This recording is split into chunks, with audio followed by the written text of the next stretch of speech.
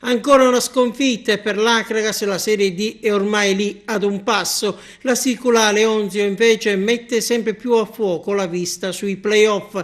Destini opposti per le due siciliane che ieri si sono affrontate al De Simone di Siracusa, la nuova casa bianco-azzurra. Gli uomini di Alessi si sono arresi nel derby subendo una rete nella prima frazione di gioco e la seconda nella ripresa. Si tratta della 20ª sconfitta subita in campionato.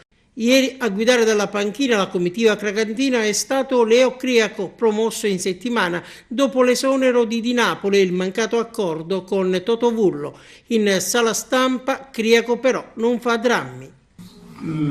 Peggiore prestazione, diciamo, abbiamo giocato contro una buonissima squadra, è normale che ci può stare a difenderti, però penso che in entrambe, nella valutazione del partita, penso che tutte e due le squadre hanno tirato poco in porta, quindi ci può stare.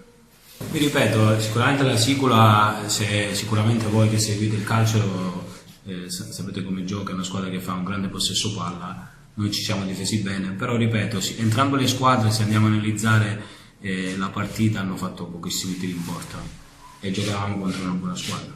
Nella valutazione di una squadra, secondo me, si valuta una squadra a 360 gradi, nel senso che si calcola il momento, si calcola pure la condizione fisica, si calcola quello che stiamo passando con i ragazzi, nel senso che veniamo da una settimana molto particolare, da una sconfitta pesante la settimana scorsa, però grosso modo ognuno di noi cerca di fare quello che può. Però ripeto, nell'analizzare tutta la partita, logicamente alla Sicula ha fatto 2 gol, ha fatto qualcosa in più, però non è che ci sono stati tanti tiri in porta da parte di entrambe le squadre, diciamo.